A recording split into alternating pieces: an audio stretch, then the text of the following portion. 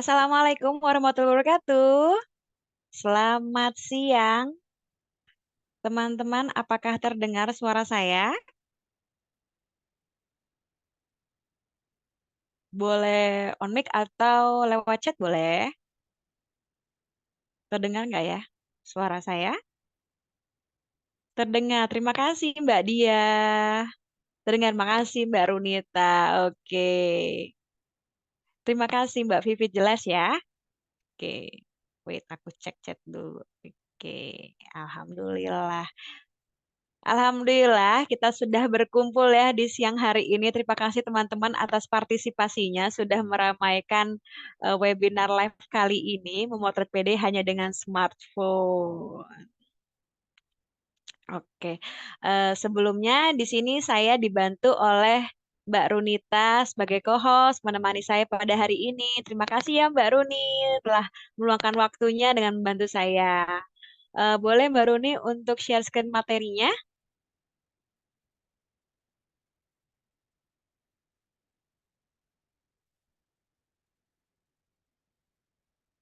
Iya, ini dia teman-teman. Fotografi di era saat ini tidak melulu harus dengan perangkat kamera ya. Apalagi fitur kamera sudah ada dalam genggaman handphone.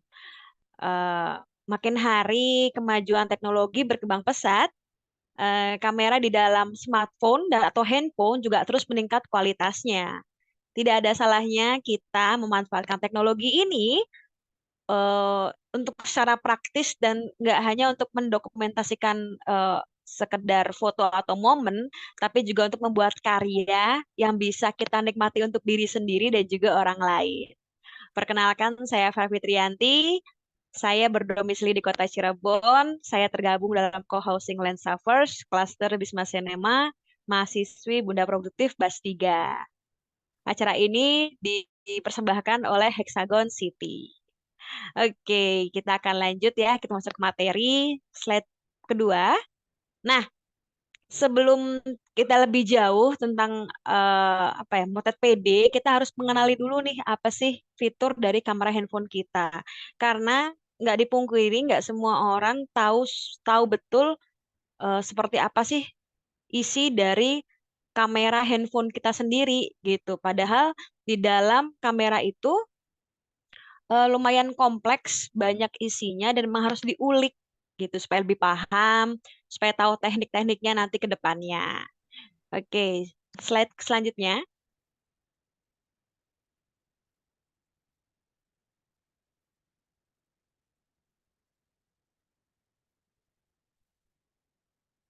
Next slide.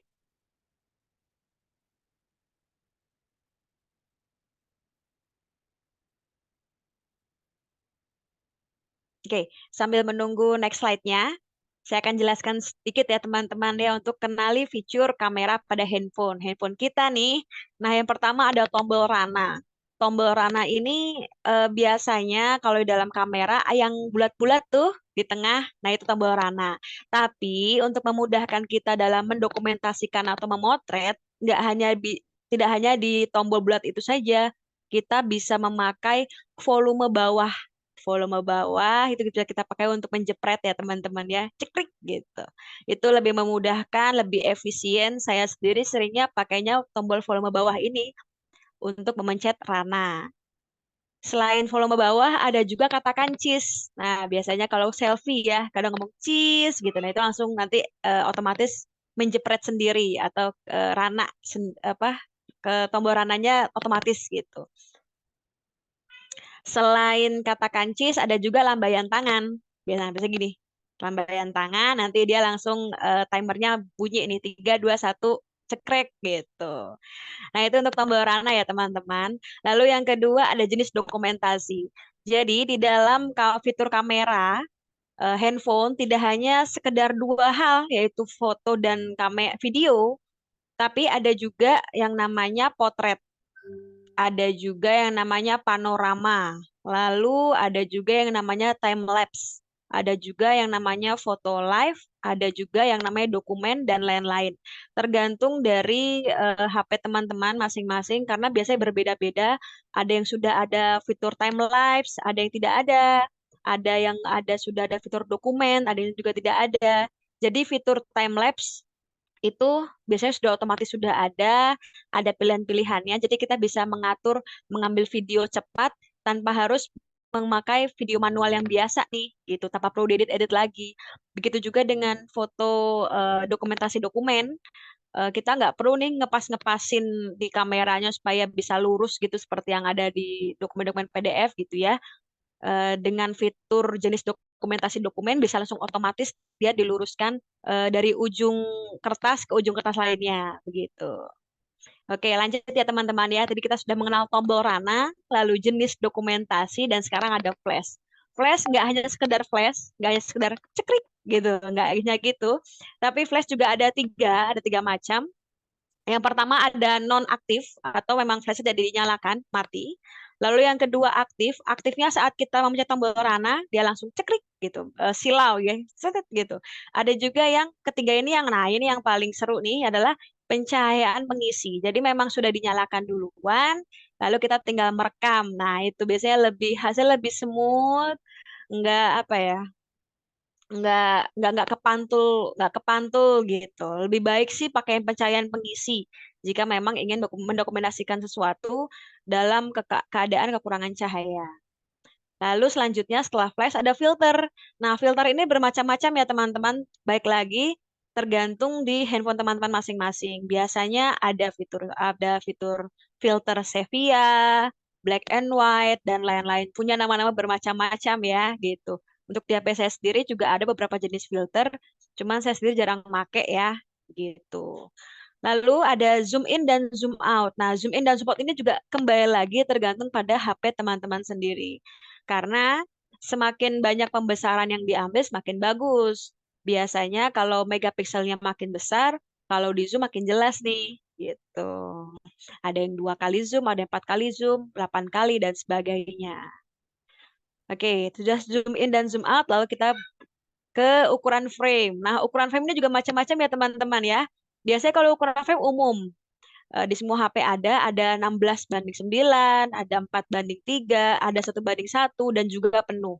Kalau maksudnya penuh itu adalah full, se-frame HP itu full dengan gambar gitu. Lalu ada garis komposisi. Nah, kalau garis komposisi biasanya nggak langsung ada, jadi harus diaktifin dulu. Teman-teman bisa cari ke settingan kameranya, biasanya ada tuh di situ. Garis komposisi atau rule of third. Nah, ini adalah untuk menentukan posisi objek di dalam layar. Nah, biasanya setelah mengaktifkan garis komposisi ini ada 9 kotak tuh di layar teman-teman. Nanti teman-teman bisa lebih mudah untuk mempresisikan gambar ketika mau ngambil. Gitu. Lalu ada timer. Nah, timer juga penting. Selain kita selain kita mengambil foto dengan langsung, kita juga bisa pakai timer, memanfaatkan timer dengan baik. Pilihan timer juga macam-macam, ada yang 3 detik, ada yang 5 detik, ada yang 10 detik, tergantung kebutuhan teman-teman. Nah, lalu yang terakhir ada pro setting. Fitur pada kamera handphone dengan pro setting ini tidak semua ya teman-teman ya. Sekali lagi nggak semua handphone ada settingan pro-nya. Saya pun juga tidak ada. Tapi untuk yang sudah ada, boleh ya saya menjelaskan sedikit apa sih pro setting itu.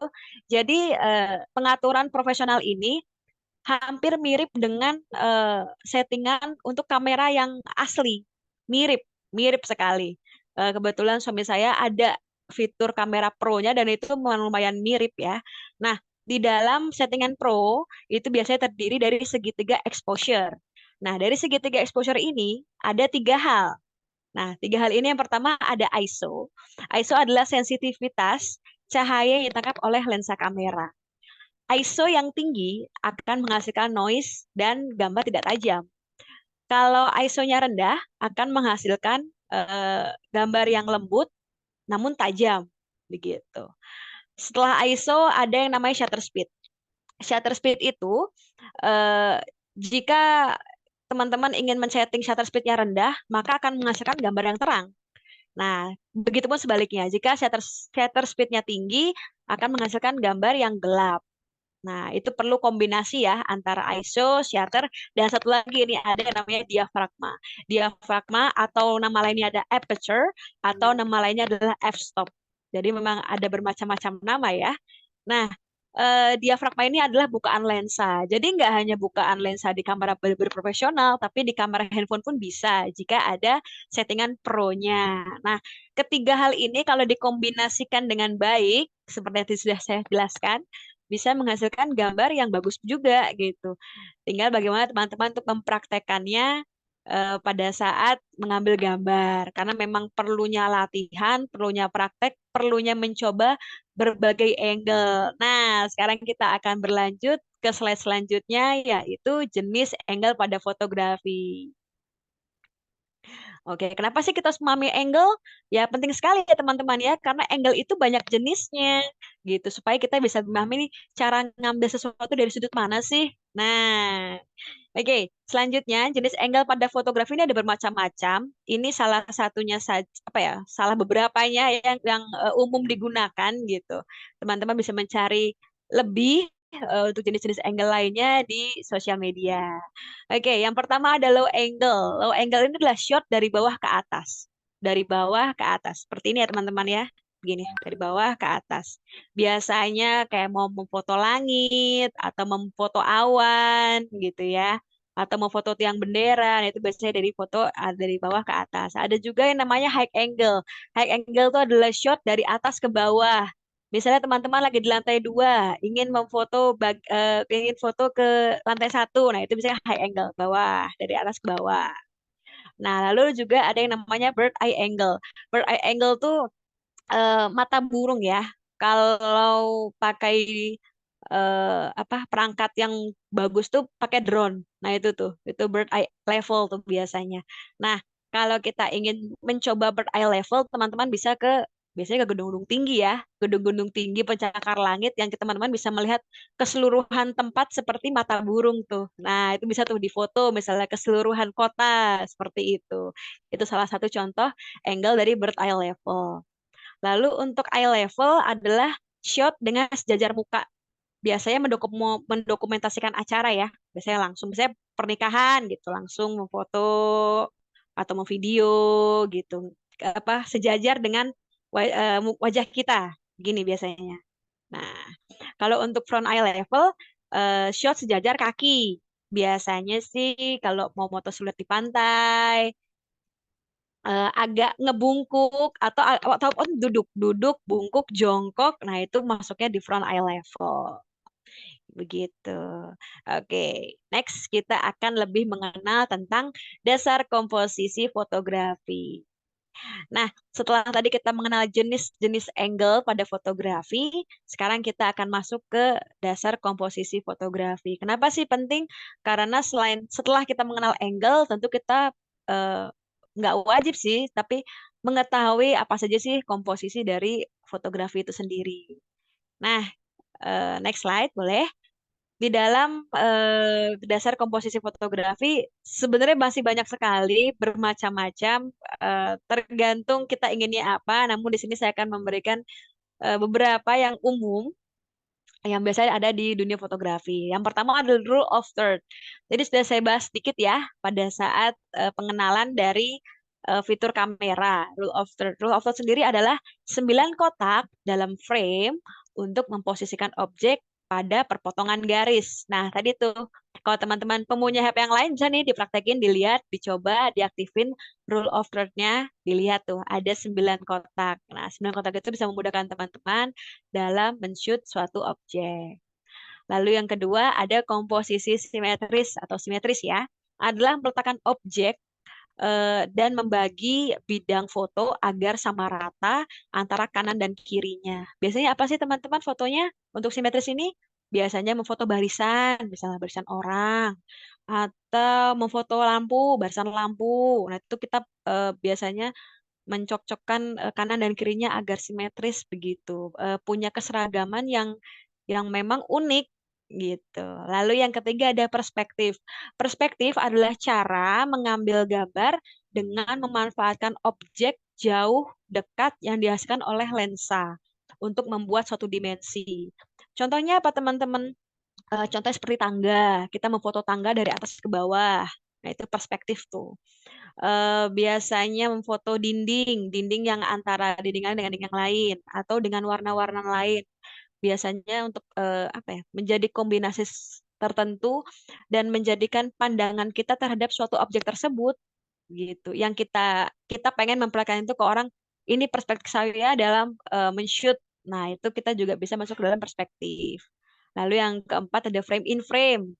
Frame in frame adalah menempatkan objek sebagai bingkai atau frame itu sendiri. Contohnya apa sih? Seperti foto di jendela. Jadi frame in frame. Nah itu contohnya ada di foto di jendela. Biasanya ada di prewedding ya. Kadang-kadang ada tuh foto prewedding yang di jendela. Jendelanya ada yang kotak, ada yang bulat, ada yang setengah lingkaran, ada juga yang jendela jadul. Nah itu masuk ke frame in frame.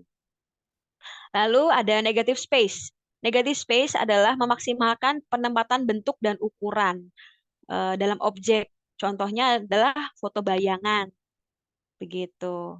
Lalu yang terakhir ada rule of space. Rule of space adalah memotret ruang kosong yang berada di sekitaran objek. Jadi kita eh, nggak hanya si objek, tapi kita juga fokus ke sekitaran objek tersebut. Begitu, teman-teman. Nah, sekarang kita next lagi. Nah, kesimpulannya, yuk Ibu mulai pede memotret hanya dengan kamera handphone. Next slide lagi boleh? Terima kasih. Nah, saya ada challenge nih buat teman-teman. Yuk kita coba mulai memotret apa yang ada di sekitar kita dan tag saya di Instagram ya, @veraiga. Saya tunggu ya teman-teman ya, itu challenge dari saya. Oke, next slide. Nah, saatnya kita berdiskusi. Nah,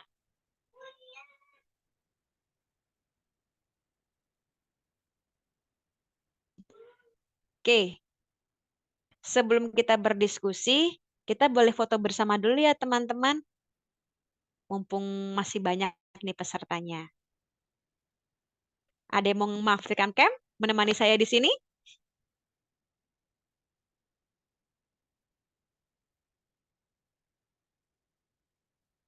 Ah, sudah ada Mbak Runita menemani saya.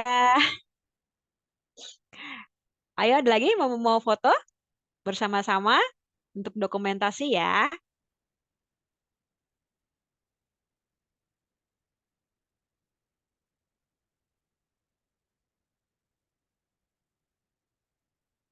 Kalau tidak ada, tidak apa-apa. Kita langsung saja ya.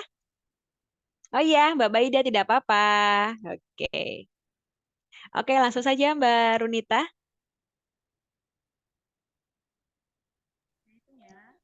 Ya.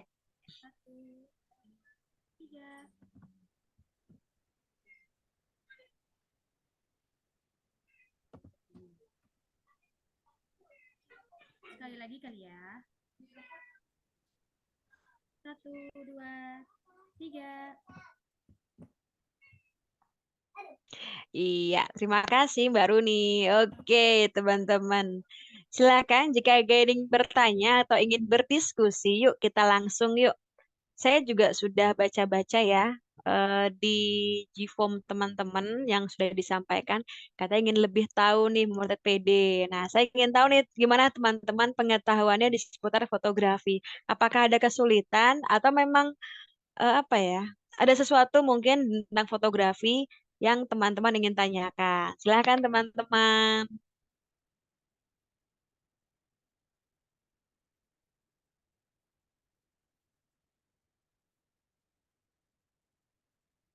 Kalau mau on mic juga boleh ya. On mic, on cam, atau by chat juga boleh.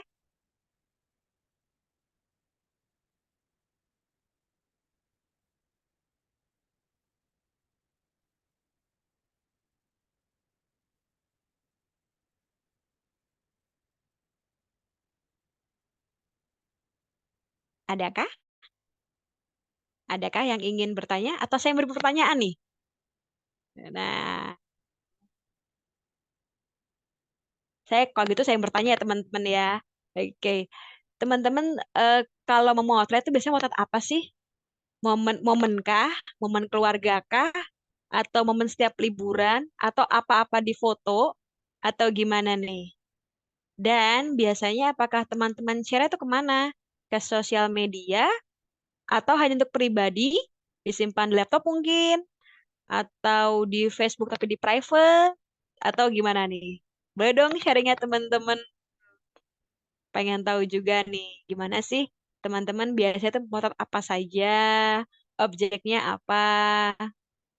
Kalau ibu-ibu sih biasanya anak-anak ya. Anak kita sendiri nih. Momennya banyak banget. Nah, bener tuh kata Mbak Runi. Momen ya, campur tergantung mood. Iya, bener juga, campur tergantung mood. Kadang-kadang juga bisa untuk membuat konten ya. Nah, seru, seru, seru. Oke, ada yang bertanya nih, sudah ada Mbak Cika nih. Aku gini aja deh, switch balik. Nah, gini aja. Oke, kalau mengajarkan anak fotografi bisa mulai dari umur berapa ya? Dan bisa dimulai dari mana? Oke, Mbak Cika, terima kasih pertanyaannya. Nah, untuk kebetulan ini eh, saya sedang mencoba menumbuhkan rasa mendokumentasikan pada anak saya yang pertama. Namanya Alif, usia 10 tahun. Saat ini si kakak udah mulai suka foto, sedikit-sedikit foto, sedikit-sedikit mengabadikan momen, entah itu momen receh-receh ataupun saya minta untuk difoto, dia juga udah bisa memfoto. Nah, kalau dari saya sendiri sih, untuk memfoto, baiknya di usia SD ya. Kalau lebih dini 6-7 tahun mungkin bisa, tapi masih masih apa ya? Masih gerak-gerak gitu, masih masih kadang ngeblur gitu. Biasanya di umur 9-10 nah itu udah mulai apa ya? Mulai jejak gitu, udah mulai ngerti mesti gimana dan biasanya udah paham sedikit-sedikit angle. Oh, kayak gini harus gini nih gitu. Dan biasanya ngeliat dari orang tuanya ya, kalau suka moto kadang anaknya itu ikut-ikutan suka moto gitu, ikut moto-moto gitu atau momen apa aja, hal-hal receh juga nggak masalah gitu. Biasanya gitu sih Mbak Cika. Terima kasih ya pertanyaannya. Oke, lanjut. Ada Mbak Rauda nih, sesuatu yang menarik apa saja?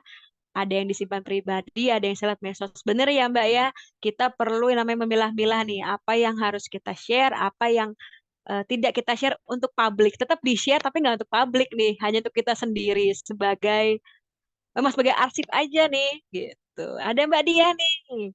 Aktivitas anak di rumah, Mbak. Iya benar-benar aktivitas anak di rumah ya. Banyak banget. Banyak hal aktivitas anak di rumah yang bisa kita dokumentasikan dan kadang sampai kelewat. Iya loh nggak sempat didokumentasiin tadi. Udah bisa nulis misalnya atau udah bisa sesuatu hal baru gitu. Sampai nggak sempet. Nah, biasanya emang solusinya ya kamera HP ya teman-teman ya. Maksudnya kita nggak bisa terlalu proper dalam mengambil kamera bener gitu saya. Akhirnya dengan kamera handphone tuh terbantu banget untuk mendokumentasikan segala sesuatu. Oke, ada Mbak Vivit nih. Izin bertanya Mbak V, kalau untuk memotret makanan sebaiknya gimana? Dari posisi ataskah? Harus lebih dekat atau gimana? Oke, terima kasih Mbak Vivit pertanyaannya. Nah, untuk fotografi makanan sendiri memang apa ya, lebih spesifik ya. Ada ilmunya juga untuk fotografi food ini. Biasanya kalau saya pribadi memfoto dari atas ke bawah. Nah, itu biasanya objeknya itu full full dari makanan dan juga piring biasanya untuk menampilkan keseluruhan objek baik itu makanan dan piringnya bisa dari atas. Nah, untuk lebih detail ke makanannya sendiri, Mbak Vivit bisa mendekatkan kameranya ke objeknya, lebih dekat ke objek atau juga bisa di zoom. Jadi ambil foto dari ujung seperti ini, tapi tetap di zoom. Nah, kalau ngezoomnya itu tergantung kameranya Mbak Vivit, handphone ya, kamera Mbak Vivit, apakah kalau ngezoom pecah atau enggak. Kalau enggak pecah, lebih baik bisa langsung di shoot. Kalau memang ketika di zoom pecah, sebaiknya didekatkan lalu difoto gitu. Bisa mengambil kalau misalnya makanan tuh apa ya? Contohnya misalnya kue, cake ya.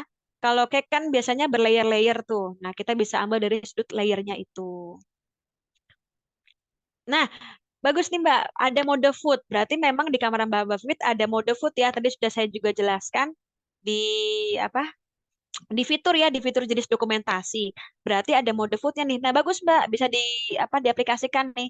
Biasanya kalau mode food itu dia makan menyesuaikan sendiri warnanya, kontrasnya dan sebagainya. Jadi membuat makanan tuh lebih apa ya? Lebih menggiurkan gitu. Bisa Mbak, bisa banget Mbak Vivit diterapkan nih. Untuk angle tadi bisa dari atas, bisa dari bawah, ataupun bisa dari samping, samping kanan, samping kiri. Tergantung, sebenarnya sih tergantung dari makanannya apa. Lalu tempatnya itu apa gitu. Seperti itu Mbak Vivit. Oke. Mbak Eca nih, apa-apa difoto buat disimpan momennya atau kadang diarsip buat di-up di Microstock. Nah, bener banget nih, apa-apa harus difoto, apa-apa didokumentasiin. Jadi dilihatnya belakangan ya. Foto-foto-foto dulu nanti baru dicicil nih, dilihat-lihat gitu. Malah malah sekarang sebenarnya foto-foto receh tuh bisa ya dijual ya. Nah, ini sebenarnya ilmu banget nih tentang microstock ini ya. Entah itu lewat apa sih? Kalau di web itu jual beli foto, kadang foto-foto yang benar-benar receh aja tuh kejual loh teman-teman. Saya sendiri belum belum pernah nyoba nih. Boleh ya Mbak Eca kapan-kapan nih share nih tentang apa sih microstock itu, gimana caranya. Oke, makasih Mbak Eca. Sama-sama Mbak Cika, makasih banyak ya. Oke, ada Mbak Dia nih. Kalau aku tuh keseringan nggak presisi. Gimana ya Mbak biar presisi? Oh presisi, suka dikatain istri sama suami. Iya itu Mbak, biar presisi sepertinya perlu menerapkan rule of thirds ya Mbak. Di HP-nya Mbak Dia coba cari ke pengaturannya. Kalau ada rule of thirds bisa diaktifin. Rule of thirds atau garis komposisi. Nah, itu bisa diaktifin tuh ngebantu banget, Mbak, untuk kita apa ya, ngelurusin gitu objek biar lurus gini. Kadang saya pun juga gitu apa ya, kurang presisi, nggak lurus gitu. Kalau ada pakai garis komposisi, biasanya lebih lebih tetek gitu apa ya, lebih tegas gitu, bisa lurus. Mau agak miring bisa, apa bisa gitu. Sepertinya perlu diaktifkan ya, Mbak, garis komposisinya. Siap, sama-sama Mbak Vivi. Terima kasih. Saya juga baru tahu loh ada mode food. Keren ya. HP-nya apa nih Mbak Vivi kalau boleh tahu? Merek apa? Seru nih, ada mode foodnya loh. Makin keren ya teknologi saat ini. Nah, Mbak Runita, Mbak ketika ambil posisi bagusnya di posisi kotak berapa? Sama ada kan ya yang bentuk spiral bedanya apa? Oh iya betul, ada di beberapa kamera handphone yang memiliki garis komposisi yang bermacam-macam, nggak hanya 9 kotak gitu. Ada yang spiral, betul kata Mbak Runita, itu hanya sebagai macam-macam garis komposisi begitu. Nah, untuk foto bagusnya di posisi kotak yang keberapa, tergantung objeknya juga, Mbak. Inginnya yang seperti apa. Karena untuk menentukan itu kita sendiri yang tahu sense kita itu kita mau bilang sebelah sini gitu. Nah, dan juga teman-teman juga penegaskan bahwa tidak ada foto yang jelek, tidak ada foto yang tidak bagus. Karena sebuah foto itu juga semua karya seni ya teman-teman ya. Bahkan foto yang blur pun karya seni gitu. Ibarat lukisan ya teman-teman, ada yang sekedar lukis coret-coret abstrak, itu kan juga berupa seni. Nah, sama halnya dengan berfotografi. Memang fotografi ini banyak macamnya, banyak temanya, banyak unsurnya gitu. Semua kembali ke si fotografer itu tadi gitu. Oke, sudah ada Mbak Diah nih di pengaturan kamera aja ya Mbak. Iya Mbak, kalau sampai saat ini hanya di pengaturan kamera Mbak untuk pengaturan garis komposisi. Oke, dari Mbak Vivit nih. Oh, mereknya Pak Sam. Wah, keren ya. Memang merek Pak Sam ini lumayan ya, Bu ya. Fiturnya memadai, apalagi sempet tahu tuh yang S berapa itu ya, yang S 2 digit itu juga apa zoomnya itu ya wow sekali, keren. Sampai ke bulan loh ngezoom ya. Oke, makasih Mbak Vivit sharingnya. Oh iya, terima kasih Mbak Runi sama-sama. Makasih Mbak Dia. Ketemu nggak nih Mbak Dia settingannya? Boleh ketemu ya. Oke.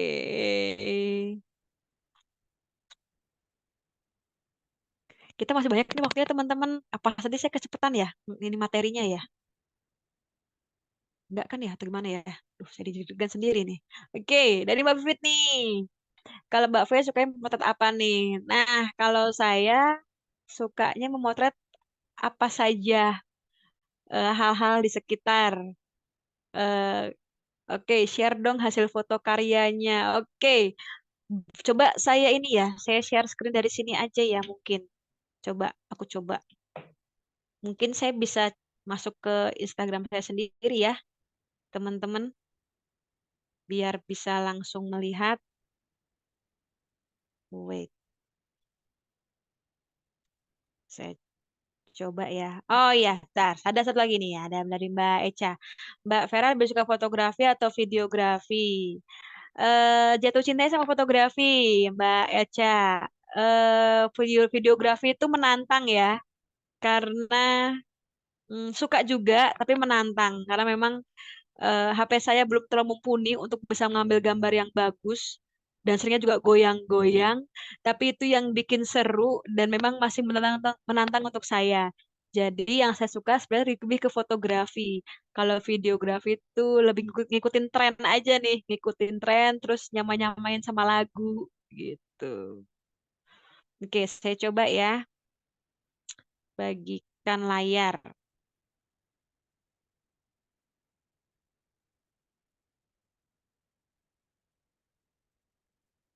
Sebentar. Masuk nggak ya?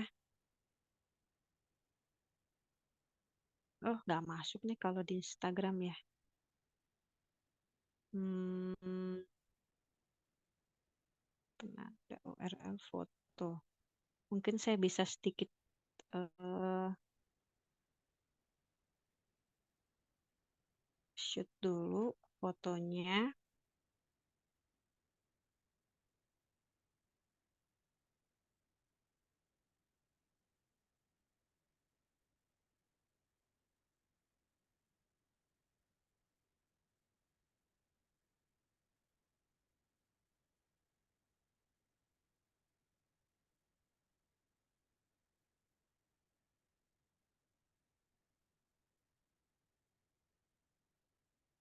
Sebentar ya teman-teman ya. Saya coba ambil beberapa contoh foto dengan menggunakan kamera smartphone. Atau teman-teman juga bisa mengunjungi Instagram saya. Di situ sudah saya delegasikan yang tadinya untuk anak-anak, tapi sekarang udah mulai berubah. Semakin ingin memprivasikan kegiatan anak-anak, jadi hanya menampilkan karya-karya saya saja. Semakin fokus gitu. Jadi awalnya juga sempat foto-foto saya, sempat foto-foto saya tahun sebelum tahun 2018 ke bawah itu masih foto-foto saya. Terus sekarang balik lagi nih foto-foto saya sendiri.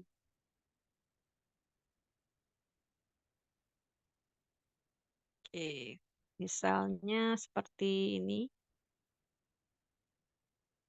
Nah, ini foto pemandangan. Saya suka foto apa saja yang ada gitu. Apa yang ada yang saya ngelihat, apa yang buat saya menarik, saya coba tangkap sebaik mungkin dan se apa ya, sesuka saya gitu. Saya pengen menampilkan seperti ini. Saya ingin menggambarkan yang seperti ini nih untuk orang-orang gitu. Jadi saya tangkap yang seperti ini. Oke, wait. Saya baikkan lagi.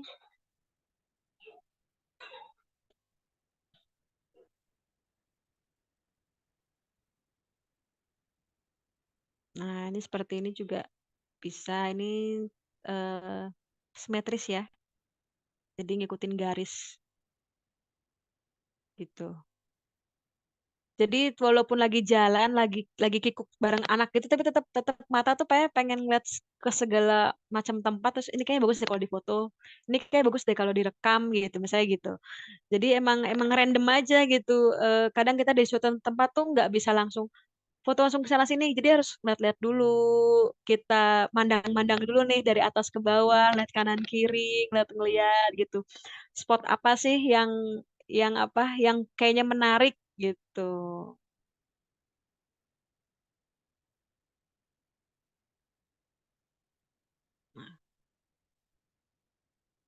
Nah, ini bahkan apa ya?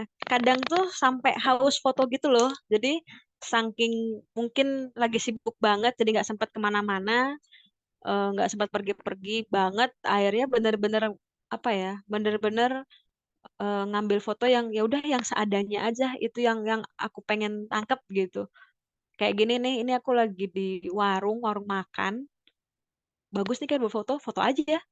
Udah gitu. Ditacap sedikit, diedit sedikit, terus udah gitu. Jadi emang tergantung minat kitanya nih pengen ambil angle yang mana, sisi yang seperti apa, kita ingin menggambarkannya seperti apa gitu. Lalu,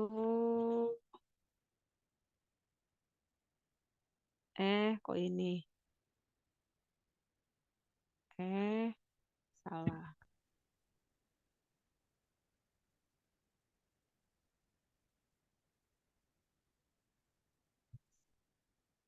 Nah, kalau ada pemandangan gunung ada, nah ada pemandangan pantai seperti ini.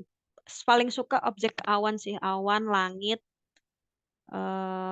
tiang listrik itu juga aku suka banget. Entah kenapa, banyak ininya aja ya, banyak apa ya, banyak perspektif yang bisa diambil dari hanya sebuah sesuatu gitu, hanya sebuah things gitu, gitu. Wait,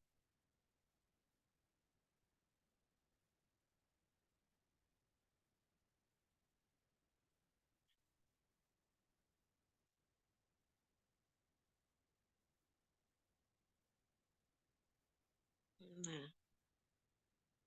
Seperti itu teman-teman, beberapa yang saya foto, banyak laginya bisa dilihat sendiri aja ya teman-teman ya. Karena banyak, dan lumayan apa ya, kadang lumayan hektik ya kalau moto-moto gitu. Saking banyaknya foto, ada bingung nih mau diapain. Kadang-kadang nggak diedit, langsung aja, maksudnya langsung dikasih watermark, langsung di blast ke IG gitu. Ya yang penting buat dokumentasi gitu, biar nggak lupa dengan momen tersebut gitu. Makasih banyak Mbak Vivin, makasih banyak Mbak Dia, Mbak Runi, Mbak Eca. Iya bener Mbak Dia, bisa kok moto pakai HP aja.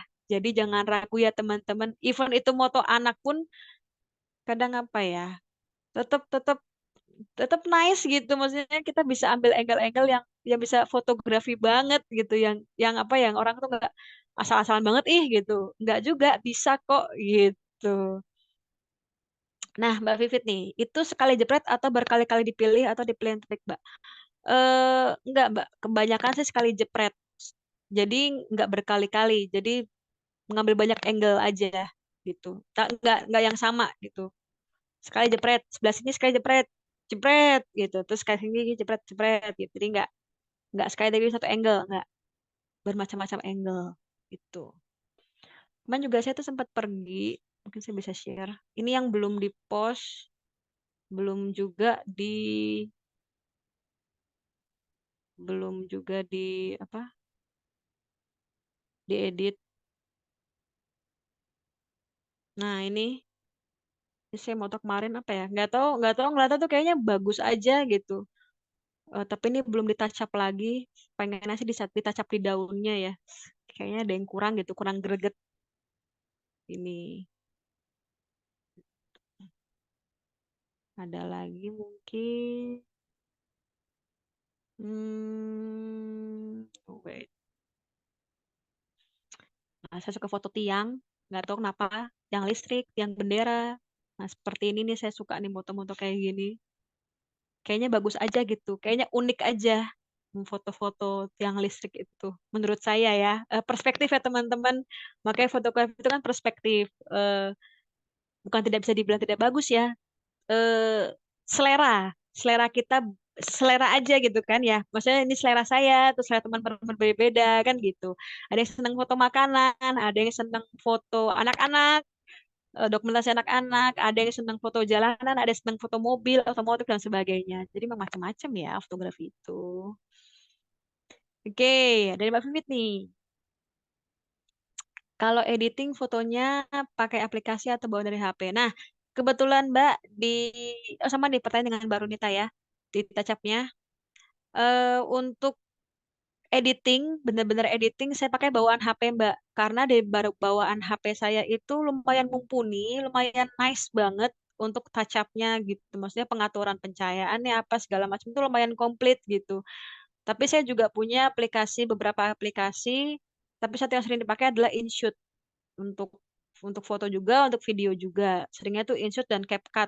Untuk video CapCut, untuk foto InShoot gitu. Tapi seringnya bawaan dari kamera apa HP, dari smartphone karena emang udah mumpuni banget.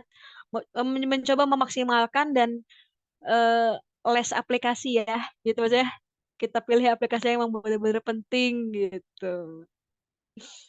Oke, aku coba share lagi contoh-contohnya ya, teman-teman.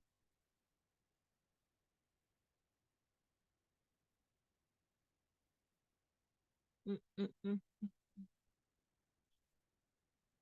Nah, aku ada momen. Nah, ini aku foto temenku. Aku lagi ada di sebuah acara. Lagi apa ya? Kalau lagi ada di sebuah acara, lagi nyoba moto-moto objek orang, langsung apa ya? Ala-ala candid. Jadi saya pengen ngebuktiin kalau foto kamera tuh nggak cuman motoin apa? Memfoto hanya sekedar foto momen yang begitu-gitu saja gitu. Pengennya terasanya seperti kamera gitu. Bisa ngabadiin, bisa ngambil momen yang seepik seperti di kamera gitu. Contohnya seperti ini gitu. Sisanya udah pada di blast sih ya. Lumayan kalau untuk nampung di galeri itu kan lumayan banyak. Akhirnya ya langsung aja di blast di sosial media. Untuk kepuasan sendiri sih sebenarnya teman-teman ya. Gitu. Oke, ada kah lagi teman-teman? Nah, ada lagi nih satu lagi nih. Ini dari rumah nih. Nih, kayak gini. Nggak tahu kenapa pengen aja. Gitu. Jadi kehasil seperti ini. Ini belum ditacap, entah perlu atau enggak. Biasanya sih udah lihat dulu ya. Makin das makin dilihat. Kalau perlu tacap, tacap sedikit. Kalau enggak, nggak usah. Gitu. Nah, sudah di jam 11.47. Silakan teman-teman, apakah ada yang ingin tanyakan? Lagi dan lagi. Atau dia mau sharing nih, seperti apa? Yuk, yuk, yuk, yuk. Boleh, boleh, boleh, boleh. Saya suka sharing. Wah, sudah ada 12 orang. Masya Allah, terima kasih banyak teman-teman.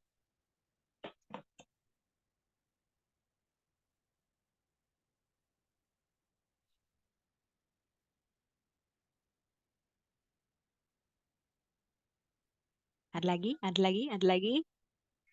Nggak apa-apa, nanti kalau misalnya ada yang ketinggalan di awal, ada yang baru masuk-masuk di akhir, nanti saya bagikan rekamannya juga ya, beserta materinya. Insya Allah nanti pembubaran WAG-nya di hari Jumat. Jadi masih ada waktu beberapa hari sih. Semoga nanti rekamannya bisa selesai, jadi bisa langsung saya belas ke teman-teman semua ya. Oh ya, jangan lupa ya tadi challenge-nya teman-teman semua boleh dong memfoto, memotret, membidik apapun itu di sekitar teman-teman. Kalau gedai keluar bagus juga atau ada yang masih di rumah boleh juga apapun itu. Yuk coba difoto satu aja atau dua boleh, berapa aja.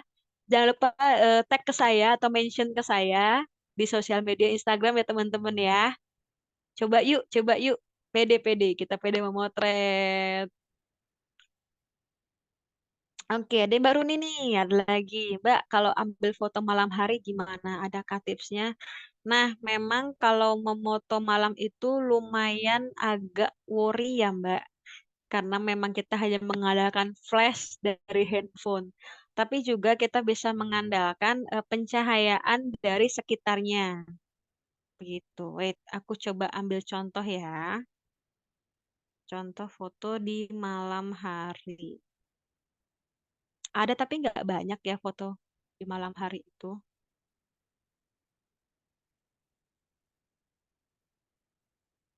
Biasanya sih hasilnya agak remang-remang ya. Tergantung tempatnya juga. Wait, aku coba share kan.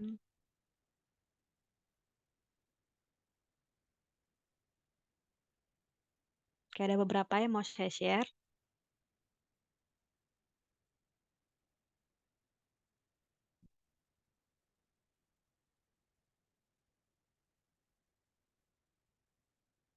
Nah ini foto di pasar malam. Pengennya memang fokus ke yang apa lampu-lampu itu ya. Jadi memang ini ya diedit sekitarnya agak diredupin, fokusnya ke biang lala dan teman-temannya itu gitu. Jadi emang tergantung si tempatnya juga sih Mbak. Kalau untuk foto objek ya,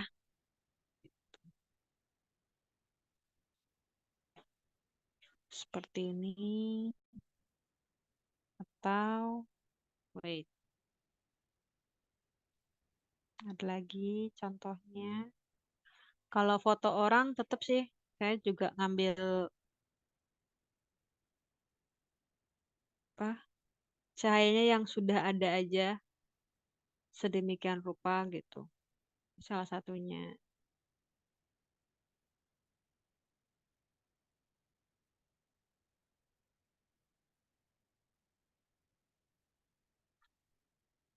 Ini nih objek kota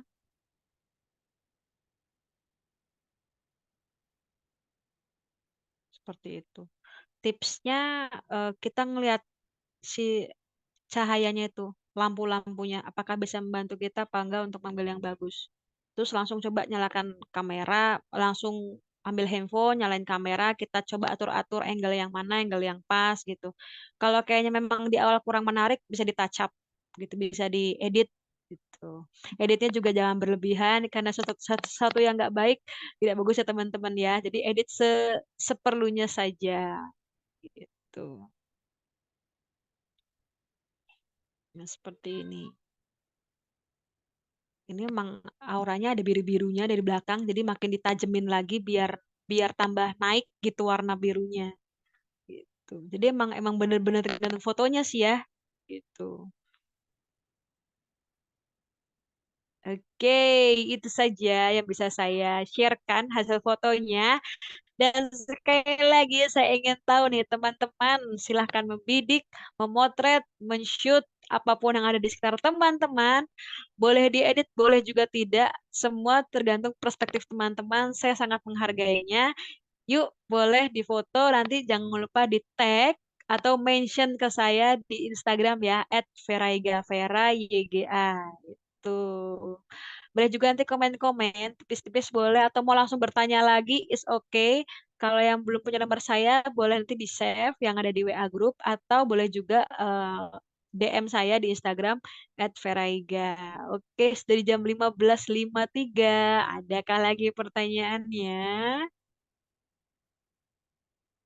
Keren-keren, sama-sama Mbak. Kita semua keren kok. Ini ada teman-teman tidak ada foto yang tidak bagus. Karena foto yang sudah kita ambil itu perspektif kita. Kalau menurut orang nggak bagus, ya memang bukan perspektif dia aja yang bagus. Kayak gitu. Jadi emang semua tergantung sudut pandang teman-teman. Sudut pandang saya berbeda, sudut pandang teman-teman juga berbeda. Jadi ya kita melihat foto tuh dari sisi mana aja gitu.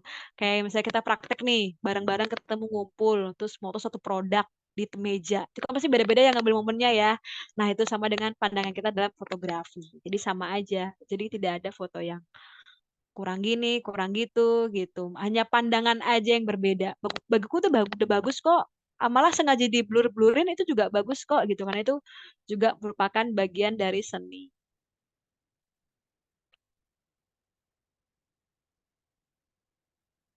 Nah, iya bener nih. Oh, saya suami ikut nonton. Bener, Mbak. Saya juga memiliki suami yang tidak bisa memotret. Hanya secukupnya saja. Malah beliau yang jadi bahan objekan saya. Banding saya jadi objeknya. Malah beliau yang jadi objeknya. Emang bener sih. Tapi nggak semua laki-laki ya nggak bisa moto. Malah juga yang bisa moto itu bagus banget dan sangat beruntung ya. Bapak-bapak Pak Su yang bisa memotret itu adalah memiliki nilai lebih gitu ya. Bener, bener, bener. Masya Allah, tabarakallah. Oke, sudah sampai di hampir jam 11.55, teman-teman. Terima kasih banyak. Saya akhiri perjumpaan kita siang hari ini. Jangan lupa sekali lagi challenge dari saya. Boleh ya, nanti jangan lupa ya untuk di-mention atau di-tag di Instagram saya @verayga. Jangan ragu, ayo kita pede memotret momen atau hal tertentu apapun di sekitar kita. Baiklah, saya akhiri. Terima kasih keberadaan teman-teman di sini saya ucapkan kepada Mbak Runita, Mbak Aliftah, Mbak Baida, Mbak Cika, Mbak Diah, Mbak Eca, Mbak Vivit, Mbak Ratna, Mbak Rauda, dan Mbak Runita lagi. Matanya ada dua. Oke, terima kasih banyak. Saya akhiri. Wassalamualaikum warahmatullahi wabarakatuh. Acara ini dipersembahkan oleh Hexagon City.